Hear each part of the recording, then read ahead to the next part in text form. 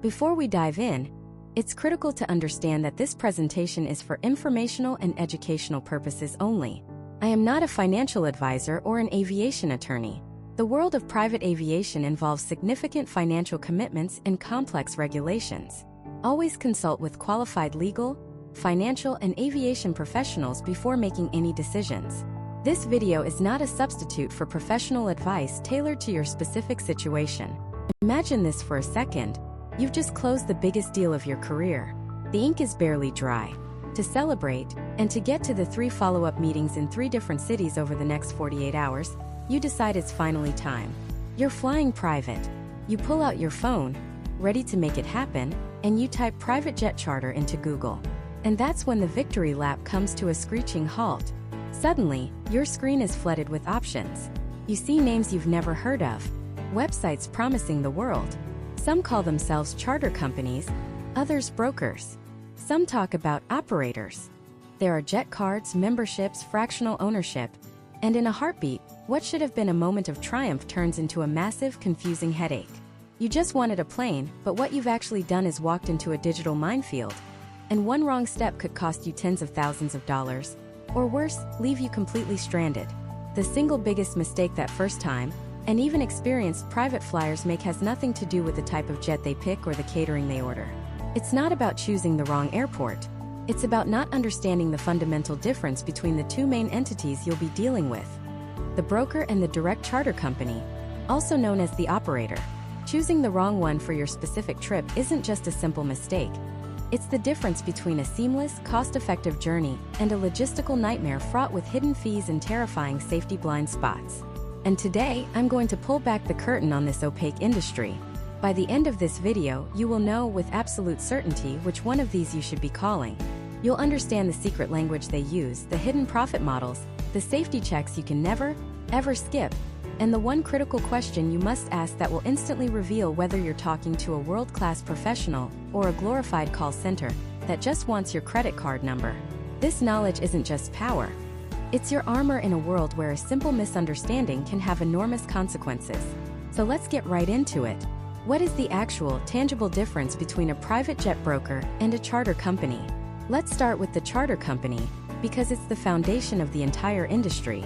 The most accurate term for them is an operator. Think of an operator like this: they are the airline. They are the ones who actually own the jets, or more commonly manage them for the wealthy individuals who do. They hold the keys. Crucially, in the United States, they are the ones who possess the all-important Part 135 air carrier certificate from the FAA. This isn't just a piece of paper. It's an exhaustive, incredibly expensive, and difficult-to-maintain license that proves they meet the FAA's rigorous standards for commercial on-demand air travel. This certificate means they are legally responsible for the operational control of the aircraft. They employ the pilots. They are in charge of the maintenance. They pay the insurance. They are the ones with the actual physical assets. When you book a flight directly with a Part 135 operator, you are dealing with the source. There is no middleman. Now, on the surface, this sounds like the perfect solution, right? Why would you ever deal with anyone else? Going direct to the source almost always seems like the smartest move. And in certain situations, it absolutely is. Let's talk about the massive advantages of working directly with an operator. First, transparency. You know exactly who you're flying with. You can look up their safety record, check out their specific tail numbers, and maybe even talk to the chief pilot. There's a direct line of accountability. If something goes wrong, a maintenance issue, a catering mistake, a ground transportation mix-up, you have one phone number to call. You're speaking directly to the people who control the pilots in the plane. There's no finger-pointing, no "let me check with the operator and get back to you." It's their plane, their crew, their problem to solve. Second, you can sometimes get better pricing. I say sometimes for a very specific reason we'll get into later. But if an operator has a jet sitting on the tarmac, not making any money, they are highly motivated to put it in the air. By cutting out the broker's commission, which typically ranges from 10 to 25%, you could potentially negotiate a better deal directly. This is especially true for what the industry calls empty legs, flights that are repositioning an aircraft after a one-way trip. The operator is flying that plane back to its home base anyway, with or without passengers, so any revenue they can get is a bonus. Dealing directly with them gives you the first shot at these heavily discounted flights. Third, and this is a big one for people who fly the same routes frequently, expertise on their specific aircraft. The pilots who fly for a specific operator often fly the same one or two jets day in and day out. They know that particular airframe inside and out. They know its little quirks, its exact performance characteristics in different weather conditions, its true range with a headwind. It's like driving your own car versus a rental. There's a level of familiarity and intimacy that can be incredibly reassuring. You're not just getting a qualified pilot. You're getting a pilot who has a deep personal relationship with the exact machine you're about to travel in at 500 miles per hour, 8 miles above the Earth. So, direct accountability, potentially better pricing, and deep aircraft-specific expertise. Sounds like a slam dunk. You find a great local operator with a beautiful jet that fits your needs, and you just use them for everything. Problem solved. But here's the catch, and it is a massive one. This is the Achilles heel of the direct-to-operator model. They are limited to their own fleet. A small to mid-size operator might only manage 5 or 10 aircraft. A larger one might have 50. But no matter how big they are, their fleet is finite. And this creates 3 major problems for you, the client. Problem number 1. Availability. Let's say you're based in Dallas and you found a fantastic operator with a perfect mid-size jet. A citation latitude. You use it a few times, you love the crew, life is good. Then one Tuesday you need a last-minute flight to New York for a critical meeting. You call them up, confident, ready to go. And they say, "I'm so sorry, the Latitude is already booked for a trip to the Caribbean this week. And our other jet, the Phenom 300, is down for its annual maintenance inspection. We have nothing available." That's it. End of story. They can't help you. Your loyalty, your relationship with them, it doesn't matter. They simply don't have a plane to give you. You're now back at square one, scrambling to find another option with the clock ticking. Problem number 2. Suitability. Let's change the scenario. This time their jet is available, but your mission has changed. For the past 6 months, you've been doing 2-hour flights from Dallas to Houston with 2 colleagues. Their citation latitude was perfect. But this week, you need to take 8 people on a 5-hour flight to San Francisco. That latitude is now completely wrong for the mission. It doesn't have the seating capacity or the range to make that trip without a fuel stop. But you called the operator. What do you think they're going to try and do? They're going to try to sell you what they have. They might say, "Well, we can't take all 8 of you, but we could take 6. And we can make the trip with a quick 1-hour fuel stop in Salt Lake City." Their entire business model is based on keeping their assets in the air. They are incentivized to fit your problem to their solution, not the other way around. You end up making a huge compromise, either leaving people behind or adding hours to your travel day, all because you were locked into their limited inventory. And this leads to the third most dangerous problem, safety and recovery during mechanical issues. This is the scenario no one wants to think about, but everyone absolutely must. You're on the ground in a remote airport in, say, Aspen, Colorado, and your jet has a mechanical problem. Part fails, a sensor goes bad. It's a complex machine, these things happen. If you book directly with an operator and that was their only jet in the region, you are now completely at their mercy. They have to fly in a mechanic. They have to source the part. This could take hours, could take days. Meanwhile, your multi-million-dollar deal, your kid's graduation, your critical board meeting, it's all in jeopardy.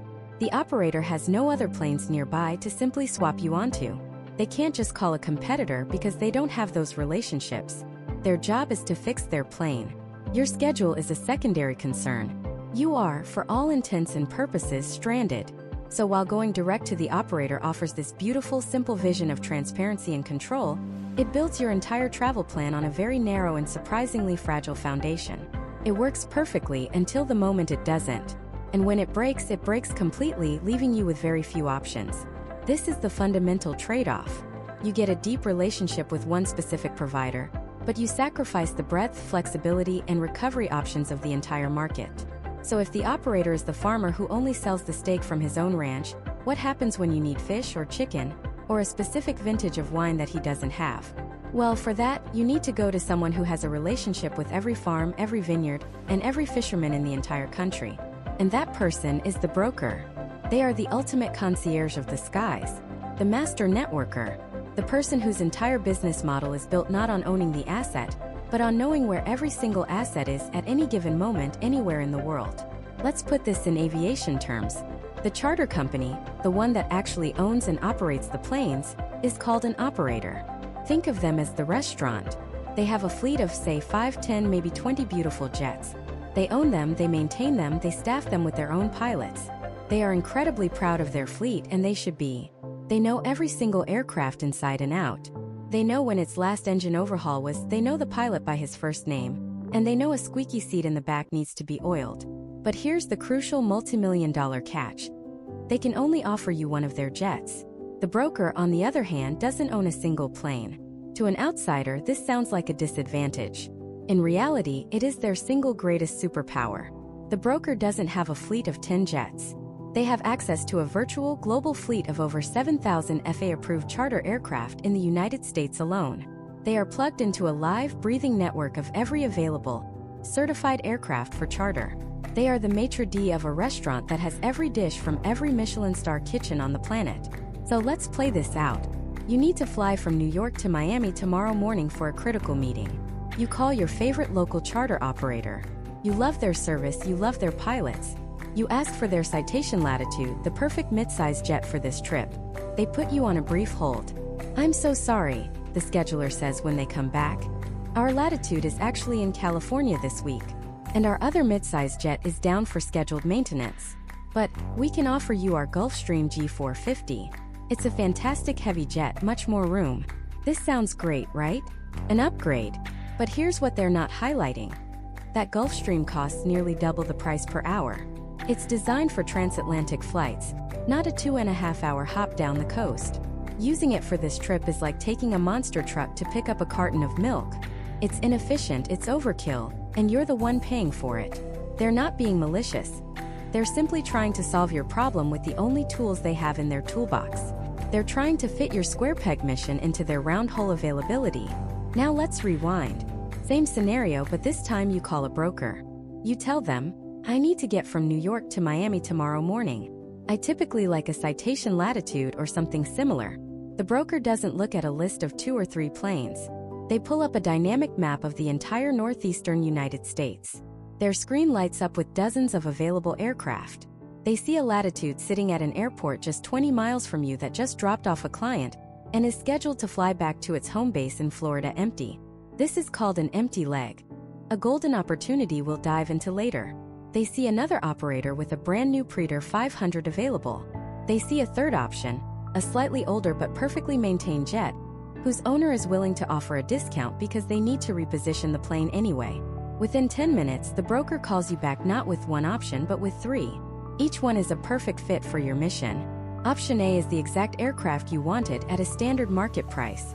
Option B is a newer, faster jet for a small premium. And Option C is a slightly older but highly rated aircraft that can save you 20% on the entire trip. You are no longer a customer being sold a product. You are a client being presented with a strategy. You are in control. This is the fundamental difference. An operator sells you access to their fleet. A broker provides you with access to the entire market. One is a store, the other is the entire mall. But the broker's job doesn't stop at just finding a plane. In fact, that's where the most important part of their work begins. The part that you, the passenger, might never see, but is the absolute most critical factor in your decision. And that is safety. Anyone with a phone and a subscription to a database can call themselves a broker. They can find you a plane and tack on a commission. A truly world-class broker, however, is a safety auditor first and a salesperson second. They are your outsourced risk manager. Their loyalty isn't to the owner of the plane. It's to you, the person who will be flying in it at 40,000 feet. When a good broker gets your request, they don't just search for the cheapest or closest plane. They run every single potential operator and aircraft through a rigorous multi-layered safety audit. They are looking for 2 specific, industry gold standard safety ratings: Argus and Wyvern. These are independent, third-party auditors that put charter operators through an incredibly demanding vetting process, far beyond the basic requirements of the FAA. An Argus Platinum or Wyvern Wingman rating is the equivalent of a Michelin 3-star rating in the aviation world. It means the operator has a proven, documented, and continuously audited culture of safety. It scrutinizes their maintenance procedures, their pilot training programs, their company-wide safety management systems, everything. A great broker will often filter out any operator that doesn't meet these top-tier ratings before you even see the options. They're eliminating risk from the very start. But they go deeper. They pull the actual insurance certificate for the specific plane you'll be flying on. ensuring it's active and provides sufficient liability coverage. They request the pilot history report. How many hours does the captain have in this specific type of aircraft? Not just total flying hours, but hours in this exact make and model. Flying a Gulfstream is not the same as flying a Learjet. You want a pilot with thousands of hours of specific experience. Has the crew flown into this particular airport before, especially if it's a tricky one like Aspen or Telluride, which have challenging high-altitude approaches? The broker is your advocate. They are the ones asking the tough technical questions that you wouldn't even know to ask. The operator, for all their strengths, has an inherent conflict of interest. They're not going to tell you that their chief pilot just retired and his replacement has only 100 hours in the jet you're about to board. They're not going to volunteer that their insurance is the bare minimum required, not the $25 or $50 million policy a high-net-worth individual should demand. They're not going to tell you about a minor incident they had 6 months ago that, while not catastrophic, might indicate a lapse in procedure. The broker's job is to find all of this out. They are your private investigator, your insurance underwriter, and your safety consultant, all rolled into one. They are building a protective bubble of due diligence around your flight. So the broker offers you unparalleled access to the market, giving you choice and leverage. And they provide a critical layer of safety oversight, acting as your personal advocate. It seems like a clear-cut case, right? The broker is the obvious superior choice in every situation.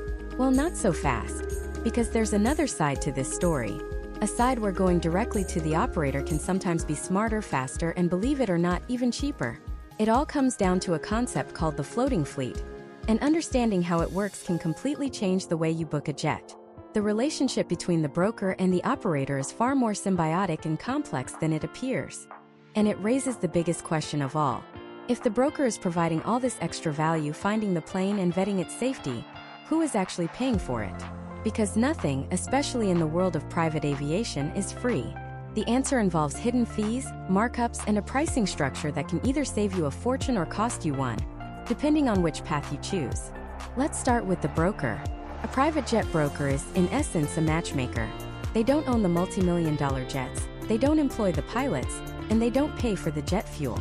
Their primary asset is information and access. So when you call a broker for a flight from Los Angeles to Aspen, they aren't checking their own fleet. Instead, they are blasting your request out to a vast network of hundreds, sometimes thousands, of actual charter companies, the operators who own and fly the planes. Think of it like using a travel agent to book a hotel. The travel agent doesn't own the Marriott or the Hilton, but they have a system that shows them the rates and availability at every hotel in the city. The charter operator, the company that actually owns the jet, will quote the broker a price. Let's call this the net rate or the wholesale price. This is the absolute minimum the operator needs to make on that flight to cover their costs and turn a profit. The broker then takes that net rate and adds their commission or markup on top of it. This is how they make their money. That final marked up price is what they present to you, the client. And here is the first critical difference you need to understand. In most cases, this markup is completely invisible to you. The quote you receive is just a single number. You don't know if the broker's commission is 5%, 15%, or 50%. A good ethical broker will add a reasonable fee for the service they provide, the time they save you, their expertise, and their ability to find the perfect aircraft. But a less scrupulous one might see an opportunity to add an exorbitant markup, and you'd likely never know the difference. The entire business model hinges on the spread between the wholesale price they get from the operator and the retail price you pay. Now let's flip the coin and look at the charter company, the operator. When you call an operator directly, you are cutting out the middleman. Their pricing structure is far more direct, but it's also incredibly complex. They are the ones who actually bear the staggering costs of owning and maintaining a private jet. These costs are broken into two main categories: fixed costs and variable costs. Fixed costs are the relentless, astronomical expenses they have to pay every single month, whether the plane flies 100 hours or sits in the hangar collecting dust. This includes the pilot and crew salaries. You can't just hire a Gulfstream pilot on an hourly basis. They are highly trained professionals on full-time retainers. It includes the hangar fees to shelter the aircraft, which can run into tens of thousands of dollars a month in a major city. It includes the massive, multi-million-dollar insurance policies. It includes the software subscriptions for navigation charts, weather data, and flight planning. It includes the continuous, mandatory training for the pilots to keep their certifications. These fixed costs can easily exceed $100,000 a month per aircraft before a single engine is even started. Then you have the variable costs. These are the expenses directly tied to your specific flight. The biggest one, of course, is jet fuel. A mid-size jet can burn through over 300 gallons an hour, and at $8 or $9 a gallon, that's thousands of dollars per hour of flight time. Then there are landing fees, which airports charge based on the aircraft's weight. There are ramp and handling fees for the ground crew. There's catering, which can range from a simple sandwich tray to a multi-course meal with fine wine. If the crew has to stay overnight, there are their hotel rooms and per diems. In colder climates, you have de-icing fees, which can cost thousands of dollars for a single application. So, when an operator gives you a quote, they are calculating all of those variable costs for your specific trip, adding a percentage to cover their massive fixed costs for that aircraft, and then finally adding their profit margin on top. It's a direct cost-plus model. At this point, you're probably thinking, okay, this is simple. The broker just adds a fee on top of the operator's price. So going direct to the operator must always be cheaper. Case closed. And if private aviation were that straightforward, this video would end right here. But the reality is far more nuanced, and this is where a good broker can counterintuitively save you an absolute fortune. How is that possible? 2 words: market efficiency. First, let's talk about the holy grail of private jet travel: the empty leg. Imagine a client books a one-way flight on a jet from New York to Miami. The operator flies them down and the client gets off. But the jet itself is based in New York. The operator now has a problem. They have an empty multi-million-dollar aircraft and 2 pilots sitting in Miami that need to get back to their home base in New York. That return flight is the empty leg. The operator is going to fly it back whether there's a passenger on board or not. The costs of the entire round trip were essentially covered by the first client's one-way fare. So, the operator is highly motivated to sell that empty seat, or the whole empty plane, on the way back for any amount of money they can get. They would rather make a few $1,000s than make zero. This means empty legs are often sold at discounts of 50, 60, even 75% off the normal charter price. When you call a single charter operator, they can only tell you about their own empty legs. They might have 1 or 2 available that week, but if they don't match your exact destination or timing, you're out of luck. A broker, on the other hand, has a real-time view of the empty leg inventory of hundreds of operators across the entire country. They are far more likely to find a heavily discounted flight that perfectly matches your needs, a flight you would have never found by yourself. The second reason is volume and leverage. A top-tier broker might be booking hundreds of flights a month. They are a huge source of revenue for these operators. Because of that volume, they have immense buying power. They can negotiate preferred wholesale rates from operators that are significantly lower than the price you, as a one-time customer, would ever be quoted if you called that same operator directly. It's the Costco effect. The individual pays retail, but the bulk buyer gets a deep discount. It is entirely possible for a broker to get such a good net rate from an operator that even after they add their own 10 or 15% commission, the final price you pay is still lower than the price the operator would have offered you. They leverage their industry-wide relationships in a way an individual customer simply cannot. So the pricing isn't a simple case of one being cheap and one being expensive. The operator offers a direct, transparent price based on their real costs. The broker offers a price based on their ability to scour the entire market and leverage their buying power, but it comes with a less transparent fee structure.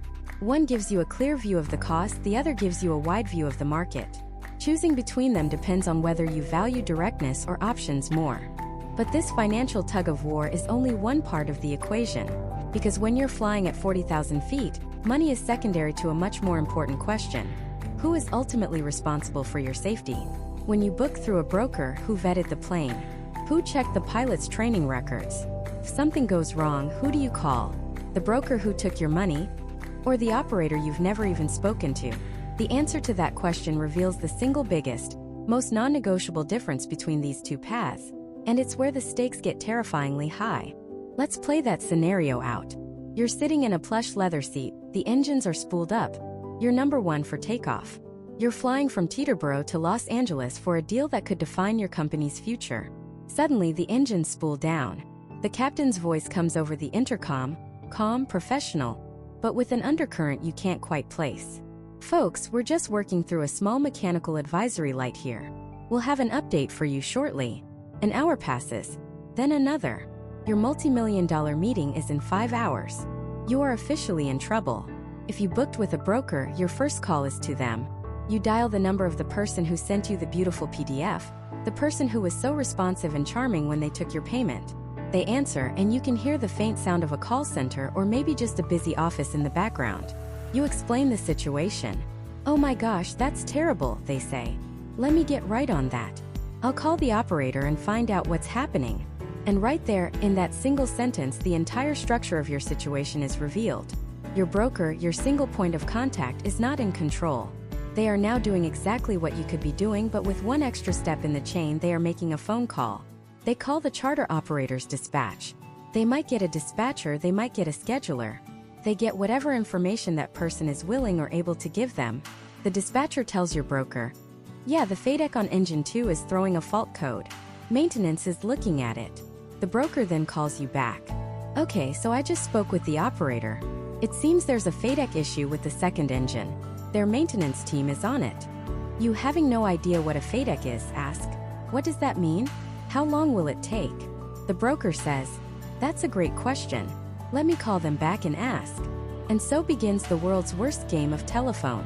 You are sitting on a multi-million-dollar aircraft, a prisoner in a gilded cage, while your private aviation expert is getting second-hand information from a dispatcher who is simultaneously juggling a dozen other flights.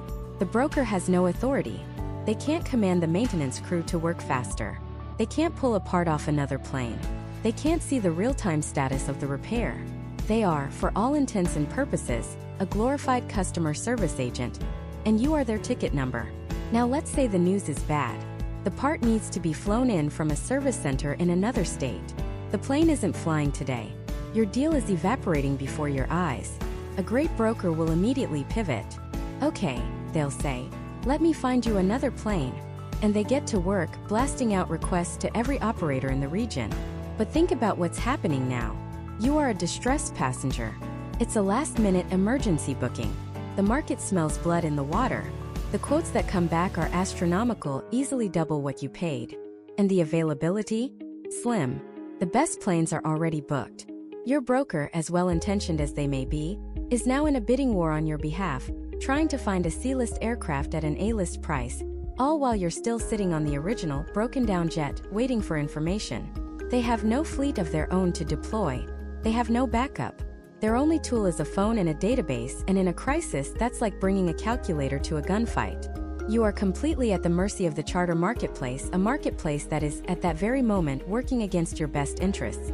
The operator of the broken jet, by the way, has little incentive to help your broker find a replacement. Why would they help another company get paid? Their contractual obligation is to you, and they'll likely just offer a refund after the fact. A refund doesn't save your deal. Now let's rewind. Same situation, same faulty engine light. But this time you book directly with a high-quality charter operator, the company that owns, maintains, and crews the jet you're sitting on. You don't call a salesperson. You call the number you were given for 24/7 flight operations. The person who answers isn't in a remote office. They are likely in the same building as the pilots and maintenance staff. They might even be looking at the same flight tracking software as the FAA. You explain the situation. They say, "Yes sir, we're aware. The director of maintenance is personally walking out to the aircraft right now. I have our chief pilot on the other line. Please give me 5 minutes." You aren't talking to a middleman. You are talking to the nerve center. The person on the phone has direct, real-time information and the authority to act on it. They aren't asking a third party for updates. They are giving the updates. While you wait, they're not just making calls, they're executing a plan. They can see their entire fleet map. They know there's an identical aircraft currently being cleaned in their hangar just a quarter-mile away. They know there's a fully certified crew on standby, just finishing their lunch. 5 minutes later, your phone rings. It's the operator. "Okay, here's the situation. The issue on your aircraft will take a few hours to resolve. We're not going to risk it. We have another aircraft, a newer model actually being towed to your position as we speak. Your luggage will be transferred, and a new crew is already on their way to the FBO. We're filing the new flight plan now. You'll be in the air within 75 minutes. We sincerely apologize for this delay." That's it. Problem solved. No game of telephone. No desperate search on the open market. No price gouging. It was a seamless internal logistical solution executed by a single vertically integrated team. This is the single biggest, most non-negotiable difference. Operational control. That's an official FAA term. Operational control means having the ultimate legal authority and responsibility for a flight. Who is responsible for the jet's maintenance? Who hires, trains, and pays the pilots? Who files the flight plan? Who is legally liable if something goes wrong? The answer is always the operator, the company whose name is on the tail of the plane. They have 100% operational control. A broker, by definition, has 0% operational control. They are a sales agent. They do not own the planes, they do not employ the pilots, and they are not responsible for the safety or execution of the flight. They are a third party arranging a service like an online travel agency booking you a hotel room. If the hotel has a plumbing issue, Expedia can't send their own plumber. They can only call the hotel front desk on your behalf. In a crisis, the person with operational control is the only person who can truly solve the problem. They hold all the cards. They have the assets, the personnel, and the authority. Everyone else is just a spectator making phone calls. So when you're stuck on the tarmac and your entire trip is falling apart, the question isn't just who you call. It's whether the person you're calling can actually do anything about it. One path offers the illusion of support, a friendly voice that promises to look into it. The other path provides the reality of command, a direct line to the people who can deploy a multi-million-dollar solution in minutes. Let's walk down those two paths. Imagine this. You've booked a trip for your family, a beautiful Gulfstream G450, taking you from a cold, gray Teterboro Airport in New Jersey to the sun-drenched slopes of Aspen. The kids are excited, the bags are packed with ski gear, and the anticipation is electric. Everything is perfect. But aviation, like life, is governed by physics and regulations, not by our plans. Halfway through the flight, the pilot's voice comes over the intercom. There's an unexpected winter storm cell sitting directly over Aspen. It's too dangerous to approach. Air traffic control is diverting all inbound traffic. You're being rerouted to Eagle County Regional Airport, about an hour's drive away. It's an inconvenience, but not a disaster. You land safely, the door opens, and the crisp mountain air hits you. You thank the pilots, and you start making calls to change your ground transportation. But then an hour passes. Then two. You're still sitting in the FBO, the private terminal, and your jet is still sitting on the tarmac. Your kids are getting restless. You ask the front desk what's going on. They make a call. Then your pilot comes in, his face etched with professional concern. He explains the situation. The diversion, the holding pattern ATC put them in, the delayed landing. All of it has eaten into their federally mandated duty day. Per FAA regulations, they are about to time out. They are legally prohibited from flying again until they've had their required rest period, typically 10 to 12 hours. You are, for all intents and purposes, stranded. This is the moment of truth. This is where the theoretical difference between a broker and an operator becomes brutally, undeniably real. Let's follow path number 1. You booked with a broker. You pull out your phone and call the number you were given. A friendly, reassuring voice answers. You explain the situation. The broker says, "Oh my, that's terrible. Let me get right on this. I'll make some calls and see what I can do." And they hang up. Now you wait. What is that broker actually doing? They're not calling their own fleet. They don't have one. They're not calling their own pilots. They don't employ any. They are doing exactly what they said, making calls. They are calling the operator you were flying with, the actual charter company, and asking them what they plan to do. The operator, dealing with their own logistical nightmare, might tell the broker they're trying to find a replacement crew, but there are none available nearby. So now your broker moves to plan B. They open up their industry software and start searching for any available aircraft from other operators in the region that can perform the flight. It's a high-demand weekend. The storm has stranded dozens of other jets. Aircraft are scarce. The few that are available are now subject to dynamic, last-minute pricing. It's like Uber search pricing, but with a factor of 10,000. An hour later, your broker calls you back. "Okay, I have an update," they say. "The original aircraft is grounded for the night. But I have found 2 options for you. There's a Learjet 60 available, but it's smaller. So some of your luggage will have to be sent separately. That will be an additional $30,000. Or there's a Challenger 302 hours away, which can be here in about 3 hours. That will be an additional $55,000. You're standing there, looking at your family in a small airport lounge, being presented with two terrible options: pay an exorbitant fee for a lesser aircraft, or pay a king's ransom and wait another 3 hours, turning your dream trip into a 12-hour ordeal. You feel powerless. You feel taken advantage of. Your broker, as well-intentioned as they may be, is just a messenger. They are a go-between negotiating on your behalf with companies you've never heard of, for assets they don't control, in a crisis they have no power to solve directly. They are a travel agent, and your flight has just been canceled. Now let's rewind. Let's walk down path number 2. Same scenario. You're on the same G450, diverted to the same airport. The pilot's time out. But this time you book directly with the charter company, a large established operator with a significant fleet. You don't call a broker. You call your dedicated contact at the operator, or in many cases they call you first. You tell them what the pilot said. Their response is different.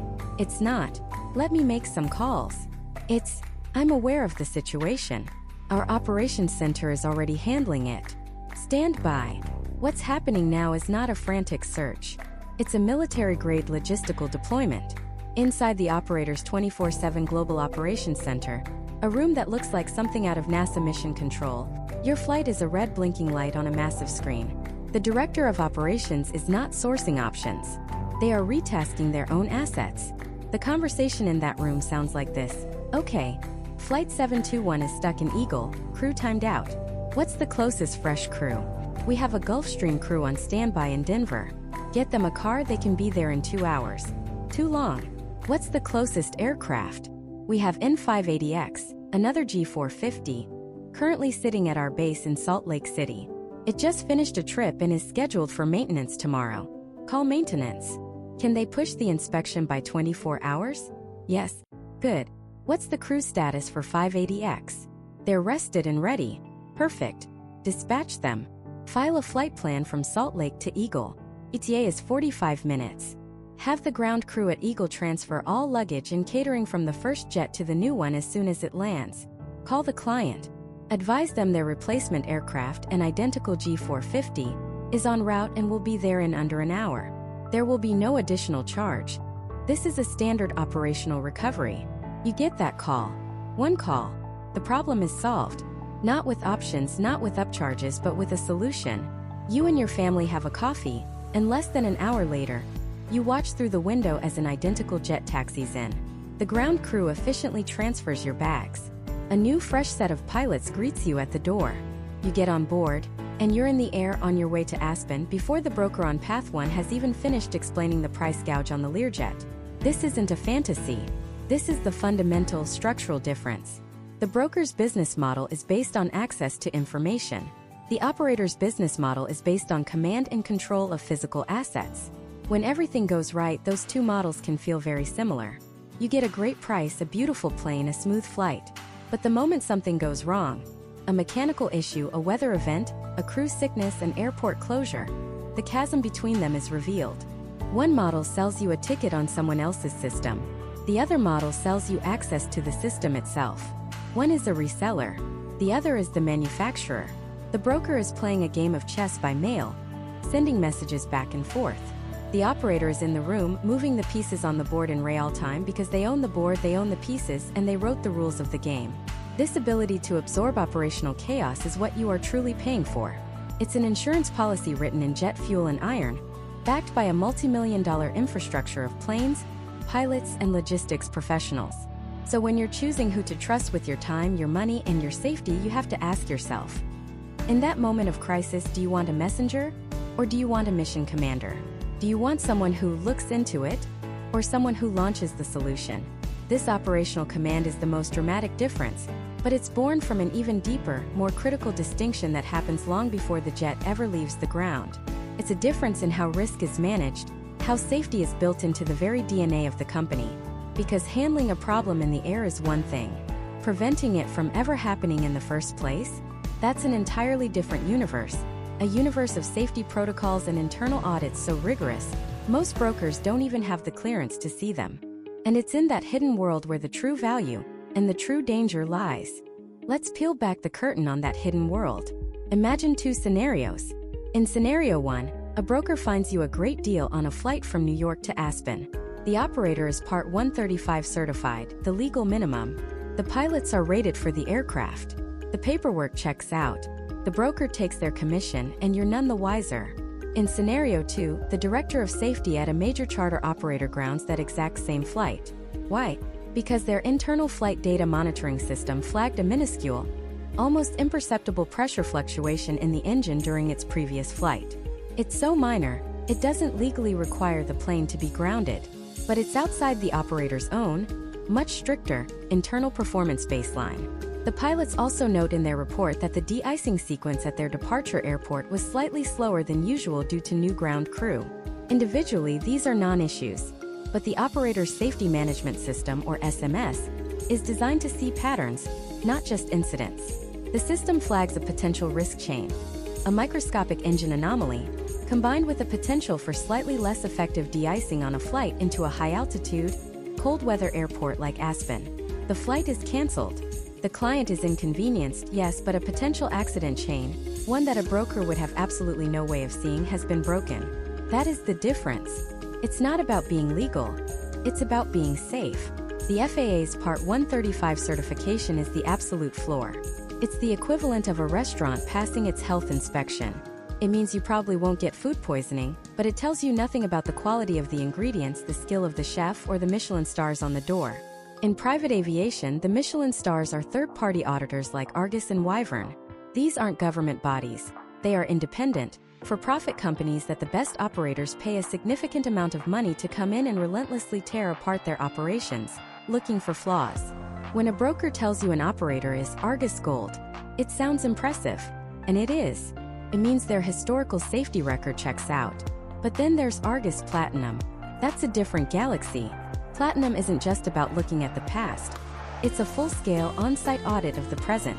They send teams of auditors who live and breathe aviation safety. They don't just look at the maintenance logs. They interview the mechanics. They don't just verify pilot licenses. They scrutinize training records and fatigue management protocols. They examine the company's culture from the CEO down to the person fueling the jet. A platinum rating means an operator has a fully functional, deeply embedded safety management system. It's a living, breathing culture of safety, not just a binder of rules on a shelf. Similarly, there's Wyvern Wingman. To become a wingman operator, you have to pass an audit so intense it's modeled after the standards the US Department of Defense uses for its own transport. It means the operator doesn't just meet the standard, they are the standard. The broker can show you the certificate. The operator can tell you the story of the audit, the 3 findings they had to fix, and the new procedure they implemented last Tuesday as a result. One is a piece of paper, the other is a philosophy. And this all feeds into something called ISBAO, the International Standard for Business Aircraft Operations. Think of it as the grand framework for everything. It's a set of global best practices that dictates how a truly professional flight department should run. It's not just about not crashing. It's about creating a proactive, predictive system to identify and mitigate risk before it ever becomes a threat. Most brokers have heard of Argus and Wyvern, but ask your average broker to explain the difference between Stage 1, Stage 2, and Stage 3 ISBAO registration, and you'll likely be met with a blank stare. Why? Because their job is to sell the flight, not to run the airline. This is the broker's fundamental blind spot. They are, by definition, on the outside looking in. A great broker will only work with platinum or wingman operators. They'll do their due diligence.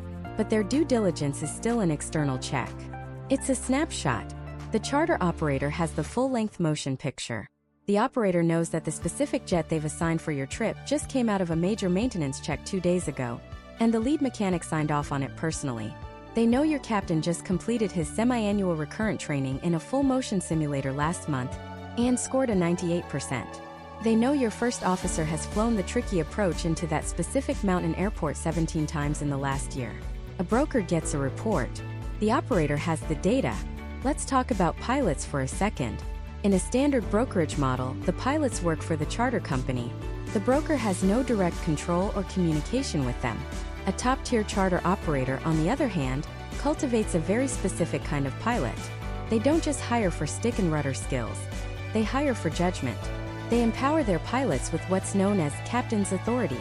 This is a sacred principle that gives the pilot in command the final, absolute word on whether a flight goes or not. No questions asked. A charter operator with a true safety culture will back their pilot's decision to cancel a flight for a subjective reason, like feeling they are not mentally 100% sharp that day. Even if it costs the company $100,000, that pilot is celebrated for their judgment. In a lower-tier operation, that same pilot might be pressured to get the job done for the sake of the client. A broker would never ever be privy to that kind of internal corporate pressure. They just see that the flight was canceled for operational reasons. This is the danger that lies in the hidden world. It's the accumulation of small things. The operator who pushes their maintenance intervals to the legal limit instead of the manufacturer's recommendation. The company that works its pilots right up to their maximum flight duty hours. The culture that prioritizes the schedule over a nagging intuitive doubt. A broker, even a good one, is reliant on the operator's reporting. They are a step removed from the reality on the ground. A direct charter operator is the reality on the ground. Their name is on the side of the plane. Their pilots are their employees. Their reputation is on the line with every single takeoff. They aren't just vetting a safety report. They are living it. So when you're choosing, you have to ask, do you want someone who reads the safety report or someone who writes it? Do you want someone who trusts the system or someone who is the system? Because while a broker is busy comparing catering menus and hourly rates, the operator is running real-time fatigue analysis and monitoring the volcanic ash advisory over the North Atlantic. One is a transaction. The other is a comprehensive, end-to-end service where safety isn't just a department. It's the entire foundation of the business. But this deep operational control has another side to it. It dictates exactly which planes you can fly. And what happens when the perfect jet for your mission isn't actually owned by the company you're talking to? This is where the business model itself gets complicated, leading to a maze of managed aircraft, interchange agreements, and a shell game that can leave even the most experienced flyers confused about who exactly is in control of their flight. Let's pull back the curtain on this shell game, because understanding it is the key to understanding the fundamental risk of booking directly with many charter operators.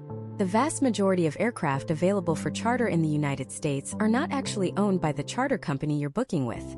Instead, they are what's known as managed aircraft. The model works like this. A wealthy individual or a corporation buys a $20 million Gulfstream. They intend to use it, say, 100 hours a year. But an airplane is a voracious, cash-burning machine. It needs pilots, a hangar, insurance, constant maintenance, software updates, and a mountain of FAA compliance paperwork. The owner doesn't want to deal with any of that. So, they hire a management company, which is almost always a certified charter operator. This operator says to the owner, "We'll handle everything. We'll hire and train your pilots, manage the maintenance schedule, pay the hangar fees, and keep the FAA happy. In exchange for a monthly management fee, your jet will be ready to go, fully crewed, whenever you want it. And here's the best part. When you're not using it with your permission, we'll put your aircraft on our charter certificate and rent it out to other people. We'll give you a huge cut of that revenue, which will dramatically offset your ownership costs." On paper, it's a brilliant system. The owner saves a fortune, the operator gets access to a beautiful new jet to expand their fleet without spending a dime, and the charter market gets more inventory. Everybody wins, right? Well, not always, because this model creates a powerful, often invisible conflict of interest. The operator is now serving two masters: the aircraft owner, who pays them a consistent management fee and entrusts them with a multi-million-dollar asset, and you, the charter client, who is just paying for a single one-off flight. So when things go sideways, whose interests do you think come first? Let's play out a scenario. You, a successful entrepreneur, have a make-or-break meeting in New York. You've booked a beautiful Challenger 350 directly with a well-known charter operator a month in advance. Your team is prepped. The presentation is flawless. Everything depends on this trip. The night before your flight, your phone rings. It's the charter operator. They're incredibly apologetic, but there's a mechanical issue with the aircraft. Your flight is canceled. Or they say they can get you a much older, smaller jet, but it won't be available for another 6 hours, forcing you to miss your meeting. You are furious, and rightly so. But what likely happened wasn't a mechanical issue at all. What likely happened is that the actual owner of that Challenger 350, the person whose name is on the title, decided at the last minute that they wanted to take their family to Vail for a spontaneous ski trip. According to the management agreement, the owner always gets priority. Their wish is the operator's command. So you, the charter client, were unceremoniously bumped. The mechanical issue is often just a convenient, non-confrontational excuse to hide this uncomfortable reality. The operator chose to protect their primary relationship with the aircraft owner, leaving you, the charter customer, completely stranded. This is the operator's fundamental dilemma. They can't afford to upset the owner, but they can't afford to lose your business either, especially if you're a repeat client. So what do? They scramble. And this is where the second part of the shell game comes into play, the interchange agreement. An interchange agreement is a formal FAA-approved contract between two different charter operators, let's call them Operator A and Operator B, that allows them to use each other's aircraft and flight crews as if they were their own. It's a way for them to create a virtual fleet that looks much bigger than it actually is. So when the owner takes your Challenger 350 to Vail, Operator A's first call isn't to you to deliver the bad news. Their first call is to Operator B. "Hey, I'm in a jam," they say. "My client's aircraft just got pulled. Can I use your citation latitude for a trip to New York tomorrow?" If Operator B has that aircraft available and agrees, a deal is struck. Operator A then calls you, the client. They might tell you there was a small issue but they've sorted it. Or they might not tell you anything at all. The next morning, a citation latitude arrives instead of the Challenger 350 you booked. It's a comparable jet, so you might not think much of it. But you're no longer flying with Operator A. You are now flying on an aircraft owned by a complete stranger, managed and maintained by Operator B, with Operator B's pilots, all while flying under the legal authority and operational control of Operator A. Confused? You should be. Who is ultimately responsible for your safety? Whose maintenance standards are being followed? Whose pilot training program is in effect? The lines of responsibility become dangerously blurred. You booked with one company precisely because you trusted their brand, their safety record, and their standards of service. But in this interchange scenario, you're getting a patchwork product. You're flying with a company you've never heard of, one you had no opportunity to vet, and one that may not meet the safety standards you require. The seamless experience you were promised is, behind the scenes, a frantic last-minute swap meet, and your flight is the commodity being traded. This is where a world-class private jet broker fundamentally changes the game. A broker has no such conflict of interest. Their loyalty is not divided. They don't manage aircraft. They don't have relationships with aircraft owners to protect. Their fiduciary duty is 100% unequivocally to you, the client. Let's replay that same scenario, but this time you book through an expert broker. The operator calls your broker and gives them the same story. The owner pulled the aircraft. Does your broker just accept the first replacement that operator offers through an interchange partner? Absolutely not. The broker's response is, "That is your problem, not my client's. You have failed to perform." Immediately, your broker goes back out to the entire marketplace. They are not limited to one operator's small circle of friends.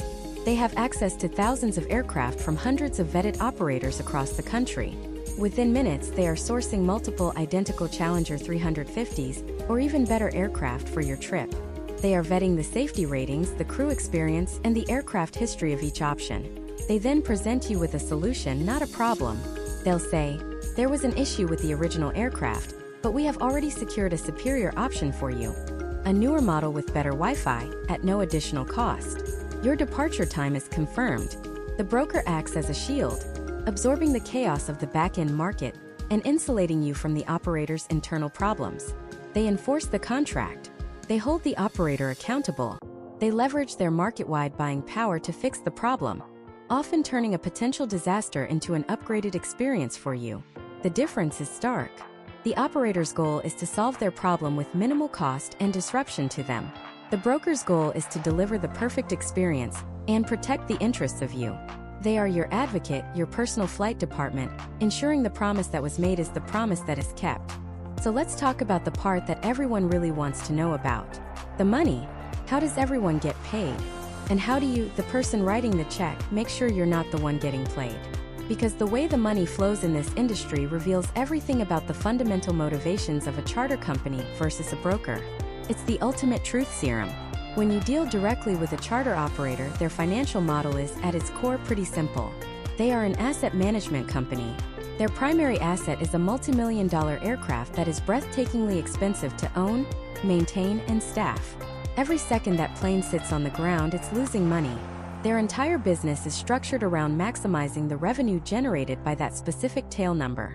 So when they give you a quote, it's based on the direct operational costs of their airplane for your trip, plus their desired profit margin. You'll often see an attractive hourly rate. It looks great on paper, but that hourly rate is almost never the final price. It's the sticker price on a base model car. What it often a la carte. You'll get the hourly rate and then you'll get the bill. A bill that includes a fuel surcharge, which can fluctuate wildly. Then you'll see landing fees, which vary from airport to airport.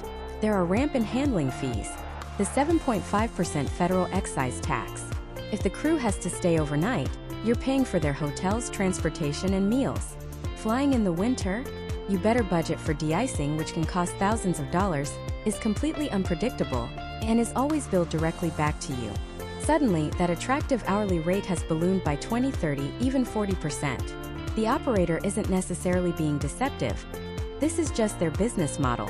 They are passing their direct operational costs on to you. Their goal is to get their plane from point A to point B profitably for them. Now let's look at the broker. The number one question, the biggest misconception I hear is, why would I use a broker?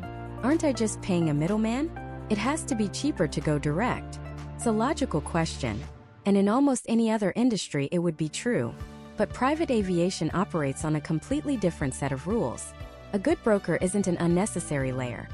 They are your access key to the entire market at a price and a level of service you could never achieve on your own. Here's how. First, volume. A top-tier broker might book thousands of flights a year. They are the single largest source of revenue for dozens of charter operators. When that broker calls an operator for a price, they aren't just a random person looking for a one-off trip to Vegas. They are a multi-million-dollar client. They get access to preferred, wholesale pricing that is simply not available to the public. Think of it like this: you can walk into a hotel and pay the standard room rate.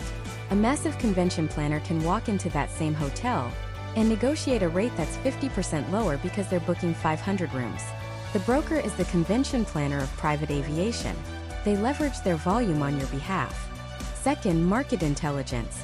A broker's entire job is to live and breathe the charter market every single day. They know that a specific operator based in Teterboro has a G450 that just dropped off a client in Miami and needs to get back to New Jersey. That's an empty leg. To the operator, that's a flight generating zero revenue. They are happy to sell that flight to the broker at a massive discount just to cover their fuel costs. You, as a private individual, would never know that opportunity existed. The broker also knows what the true fair market rate is for a flight from LA to Aspen on a Saturday before Christmas. They know which operators are desperate for the business and which are already booked solid. They create a competitive bidding environment for your trip, forcing operators to put their best price forward to win the business. You calling one operator gives you one price. A broker calling 10 operators gives you the best price.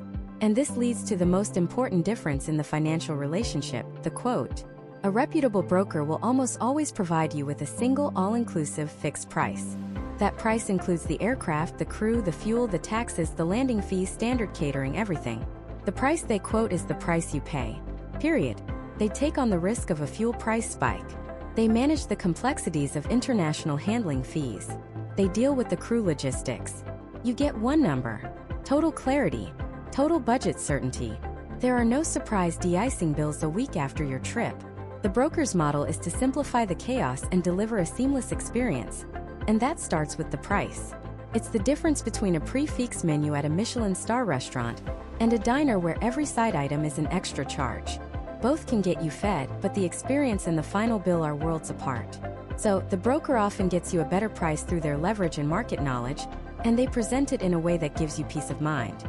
They make their money on the margin between the wholesale price they negotiate and the all-inclusive retail price they offer you.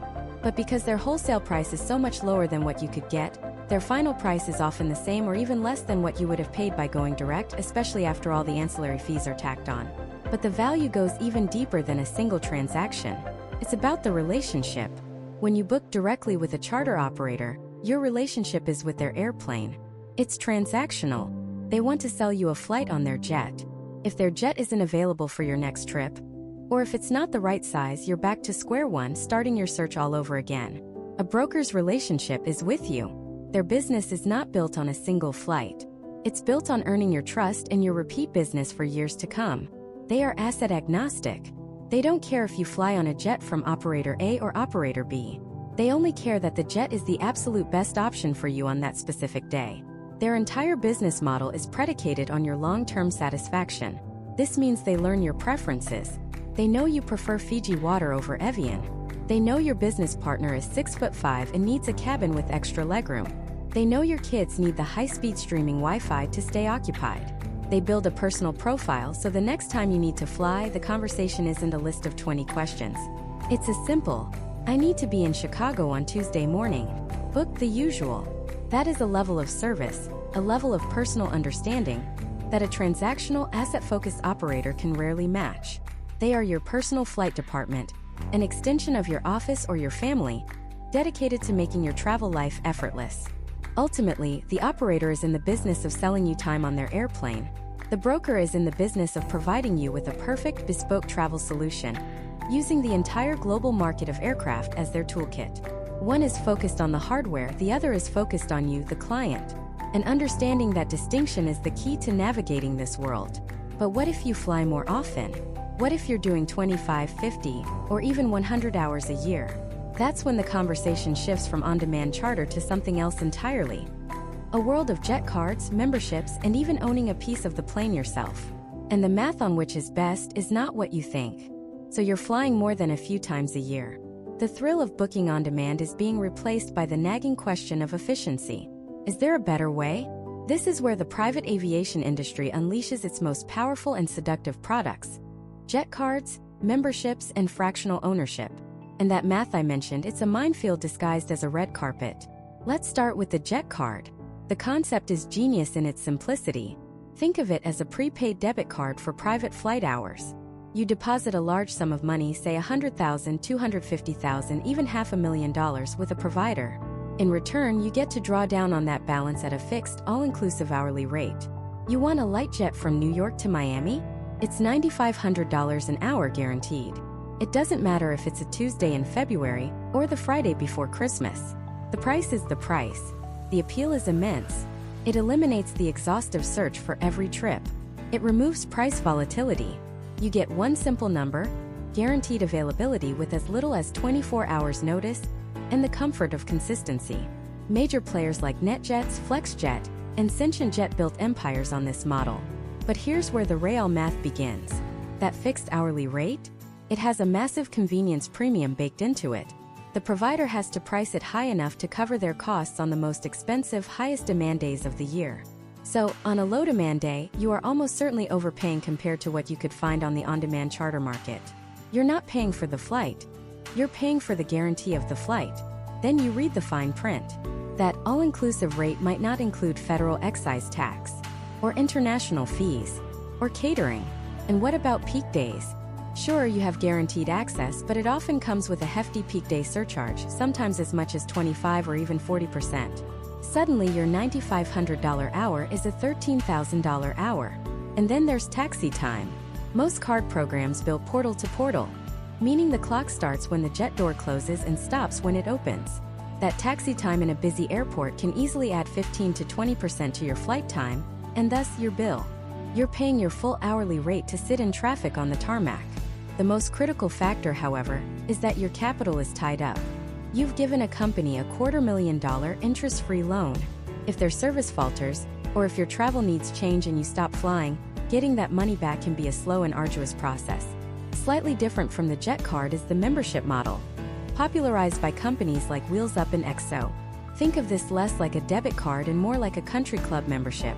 You pay a significant upfront initiation fee, and then a recurring annual fee, which can be anywhere from $10,000 to over $100,000. This fee doesn't give you any flight hours, simply gives you access. It unlocks the right to book planes from their fleet or network, often at capped or preferential hourly rates. The sales pitch is access to a community, exclusive events, and slick booking apps that sometimes allow for ride-sharing or booking empty seats on other members' flights. But again, let's do the math. That annual fee is a sunk cost. It vanishes the moment you pay it. To see if the membership is worthwhile, you have to calculate your break-even point. If the annual fee is, say, $20,000, and the membership saves you $2,000 per hour compared to the on-demand market, you need to fly 10 hours just to pay for the fee. The first 10 hours of your flying year are just for the privilege of being a member. Only on hour 11 do you actually start to see any savings. If you fly less than that, you've effectively paid more for your flights than you would have by simply chartering on demand. You're betting on your future travel needs, and if you bet wrong, the house wins. For those flying more than 50 hours a year, the conversation elevates to the pinnacle of private aviation access short of whole aircraft ownership: fractional ownership. This is a game changer. You are no longer chartering a plane. You are buying a deeded share of a specific aircraft. Pioneered and dominated by giants like NetJets and FlexJet, the model is straightforward. You buy, for example, a 1/16 share of a $20 million jet. This purchase, costing you $1.25 million, typically entitles you to 50 hours of flight time per year on that jet type. It feels like your plane because, in a very real sense, it is. The tax advantages can be significant, particularly depreciation, which can be a powerful tool for business owners. You get ultimate consistency and the highest level of service. But the math on fractional ownership is in a different league of complexity. It's a three-headed monster of costs. First, there's the massive capital outlay to acquire the share. That's millions of dollars of your capital turned into a rapidly depreciating asset. Second, there's the monthly management fee. This is a five-figure check you write every single month, whether you fly or not. It covers the pilots, the hangars, the insurance, the crew training, all the fixed costs of owning an airplane, divided among the shareholders. This fee alone can easily exceed $100,000 a year. Third, you still have to pay an occupied hourly rate when you fly. This covers the variable costs like fuel, engine maintenance, and catering. So your all-in cost per hour isn't the occupied hourly rate the salesperson quotes you. It's the hourly rate, plus the monthly management fee divided by the hours you fly, plus the depreciation on your initial investment. When you do that calculation, the true cost per hour is often double or even triple the advertised occupied rate. And the exit strategy: after your typical 5-year contract is up, the company will buy back your share at its current fair market value. An aircraft is a machine; it loses value over time. You are almost guaranteed to sell your share for hundreds of thousands, if not millions of dollars less than you paid for it. That loss is part of the cost of your travel. So here is the fundamental truth, the math that no one tells you up front. Moving from on-demand charter to any of these programs is a deliberate shift from a 100% variable cost to a model with significant fixed costs. With on-demand charter, your cost is zero if you don't fly. With a jet card, your capital is held hostage. With a membership, your annual fee is gone whether you fly once or 50 times. With fractional, you're paying a mortgage-sized management fee every month just to have the plane sit in a hangar. You are no longer paying for a flight, you are paying for priority, for predictability, and for the guarantee of access. For some, this peace of mind is worth every single penny. For others, it's a financial trap, a pricey solution to a problem they could have solved more cheaply on the open market. So after all this, the billion-dollar question isn't just about the math. It's about trust. In an industry with this much money on the line, how do you find the right partner? How do you know you're not being taken for a ride, literally? The answer involves one critical document, and a question you must ask before you ever sign a contract or wire a dollar. And that's what we'll cover next. That critical document is the Air Carrier Certificate, specifically one issued under Federal Aviation Regulation Part 135. And the question you must ask is, can you please provide me with the name of the Part 135 operator and the tail number of the specific aircraft that will be flying my trip? That's it. That's the key that unlocks everything. Sounds simple, almost trivial. But in the world of private aviation, that question is a laser beam that cuts directly through the marketing fluff, the flashy websites, and the vague promises. It separates the legitimate, safety-conscious professionals from the shadowy players operating in the gray market. Let's break down why. An air carrier certificate issued under Part 135 is not just a piece of paper. It is the Federal Aviation Administration stamp of approval, earned through a grueling, expensive, and continuous process. It signifies that the company, the operator, meets the same draconian safety and operational standards as major airlines. Their pilots undergo rigorous recurrent training in simulators. Their maintenance programs are meticulously documented and scrutinized by federal inspectors. Their crew duty times are strictly regulated to prevent fatigue. Their insurance coverage is substantial. A Part 135 certificate is a testament to a massive, ongoing commitment to safety. It is the absolute, non-negotiable minimum standard for any legal charter flight in the United States. Now think about the question: who is the operator and what is the tail number? When you ask a direct charter company, an operator who owns or manages their own fleet, this question should be effortless. They'll respond, "Of course. We are the operator XYZ Aviation, FAA certificate number XYZ1-2-3. Your flight will be on our Gulfstream G550, tail number November 123 X-ray Yankee." It's their plane, their certificate. The answer is immediate, precise, and verifiable. Any hesitation from a direct operator is a 5-alarm fire. It could mean they're trying to subcontract your flight without telling you, which defeats the whole purpose of going direct. Now let's ask a broker the same question. This is where the true test of their value happens. A top-tier professional broker will respond with the same confidence as the operator. Absolutely. We've sourced an aircraft from a premier operator in our network, ABC Charter. They are Argus Platinum rated. The aircraft is a 2022 Praetor 500, tail number November 456 Golf Hotel. A great broker has already done the due diligence. They've vetted the operator, checked their safety history, and secured a specific, real aircraft for your trip. They are your advocate, your expert agent, and they prove it with transparency. But a bad broker will freeze. They'll hedge. You'll hear things like, "We're still finalizing the aircraft assignment, but it will be a heavy jet." Or, "We work with a variety of top-tier partners, and we'll assign the best available option closer to the flight date." This is not just a red flag. It is a giant flashing neon sign that says, "Danger." Why? Because this response often means they've sold you a ghost jet. They took your money for a flight they haven't actually secured yet. They're gambling. They're hoping to find a cheap last-minute aircraft, a practice known as a scramble, and pocket the difference. This is where horror stories are born. Suddenly, 48 hours before your daughter's graduation, you get a call.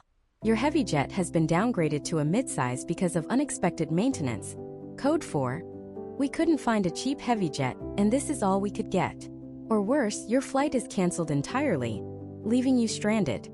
They might refund your money, but the opportunity, the event, the reason you needed the flight in the first place, that's gone forever. But there is a far more sinister risk lurking behind that hesitation. It's the specter of illegal charter. The broker might be planning to put you on a Part 91 aircraft. Part 91 regulations are for private, non-commercial flights. Think of a wealthy individual flying their own jet for their own business or pleasure.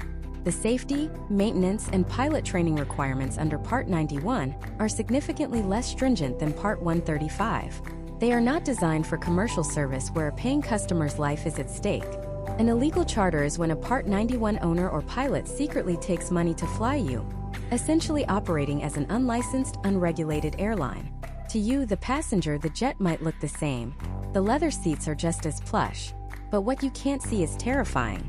The pilots might not have the required commercial experience or the recurrent simulator training for emergencies.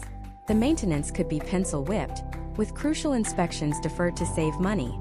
The insurance policy might be a fraction of what a Part 135 operator carries, or worse, it could be voided entirely the moment money changes hands for the flight. You are flying completely naked, with no FAA oversight and no financial recourse if something goes wrong. The FAA calls this a serious threat to public safety, and they actively hunt these operations down. By asking for the Part 135 operator, you force the broker to prove they are placing you on a legal, regulated flight. So, how do you protect yourself? It's a two-step process. First, ask the question. Get the operator's name and the aircraft's tail number. Second, verify it. This isn't about trust. It's about smart business. You can take the operator's name and look them up in the FAA's public database to confirm they hold a valid Part 135 certificate. Even better, look for third-party safety auditors like Argus and Wyvern. These organizations perform incredibly deep audits of an operator's entire organization, from the safety culture in the executive suite to the maintenance logs in the hangar.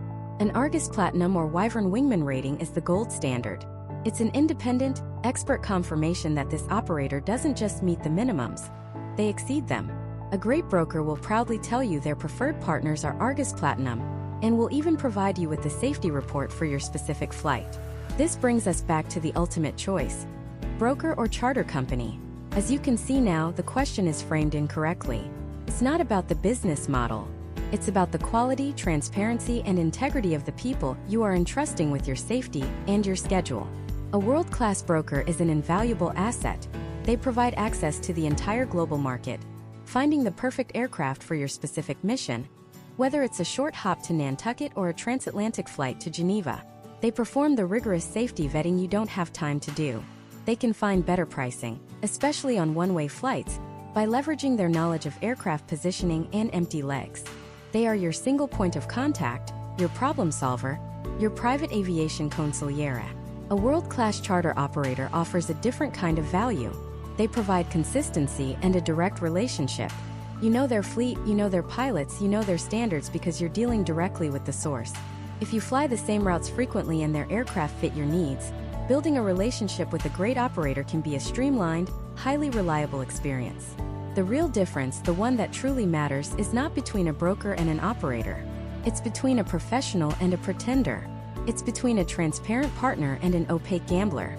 The private jet is the ultimate symbol of control over your time, your schedule, your environment.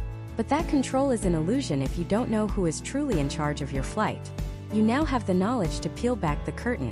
You have the one question that reveals all. So whether you choose a broker or an operator, choose a partner who answers that question with confidence and clarity. Choose the one who proudly shows you their safety ratings, who introduces you to the operator, who gives you the tail number without a second thought. Because when you do that, you're not just buying a flight. You're investing in a system of safety and professionalism that has been built over decades. You're choosing a partner who sees you not just as a client, but as precious cargo. And at 41,000 feet, that is the only difference that matters.